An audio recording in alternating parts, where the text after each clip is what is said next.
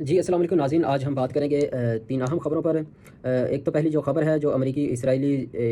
بمبائی سے کتنی عمارتیں اور کتنا نقصان ہوا ہے ایران کو۔ دوسری خبر یہ ہے کہ نیتن یاہو کا کیا قتل ہو چکے ہیں یا نہیں، اس کے بارے میں بھی ہم بات کریں گے۔ جو تیسری خبر ہے اس میں آپ کو بتائیں گے وفاقی حکومت نے کفایت شاری کے بارے میں جو مہم شروع کی ہے، اس میں کتنی تنخواہوں میں کٹوتی ہوگی، کیا ہوگا، وہ بھی آپ کو اسی ولاگ کے اندر بتائیں گے، اسی ویڈیو کے اندر بتائیں گے۔ سب سے پہلے آپ کو بتائیں گے کہ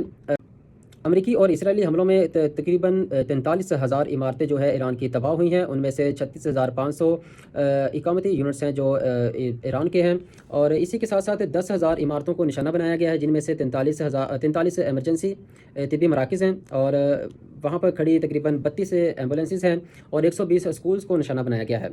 اور تیسرا یہ ہے کہ ایرانی حکومت کے ترجمان کے مطابق جو امریکی اور اسرائیلی حملوں میں 223 خواتین شہید ہو چکی ہیں۔ شہادت پانے والے ٹیچرز ہیں، کچھ طلبہ ہیں، طالبات ہیں، تو ان کی ٹوٹل جو اسکولز کے اندر جو حملہ ہوا تھا اس میں تقریباً اب تک 206 کی شہادت ہو چکی ہے۔ اور جو دوسری سب سے بڑی خبر تھی نیتن یاہو کے بارے میں جو خبریں گردش کر رہی ہیں، افواہیں گردش کر رہی ہیں کہ نہیں ہیں، اس میں نیتن یاہو قتل ہو چکے ہیں، مارے جا چکے ہیں، جو سوشل میڈیا پر بہت زیادہ وائرل ہیں۔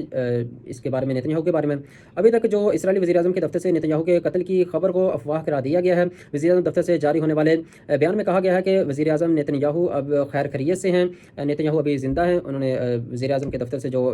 خبر ہمیں موصول ہوئی ہے اس میں بتایا گیا نیتن یاہو ابھی قتل نہیں ہوئے، ابھی زندہ ہے۔ ناظرین آپ کو بتائیں گے کہ کتنی تنخواہ میں سے کتنی کٹوتی ہوگی، اس میں آپ کو بتائیں گے کہ نوٹیفیکیشن جو ہمارے پاس آیا ہے، جو وزیر اعظم وفاقی حکومت کی طرف سے نوٹیفیکیشن جاری کیا گیا ہے، اس میں بتایا گیا ہے کہ 3 لاکھ سے 10 لاکھ روپے تک جو تنخواہ ہے اس میں سے 5% کٹوتی کی جائے گی، اور 10 لاکھ سے 20 لاکھ روپے تنخواہ لینے والوں سے 15%، اور 20 لاکھ سے 30 لاکھ روپے تنخواہ لینے والوں سے 25%، جبکہ 30 لاکھ روپے سے زائد تنخواہ لینے والوں سے 30% کٹوتی کی جائے گی۔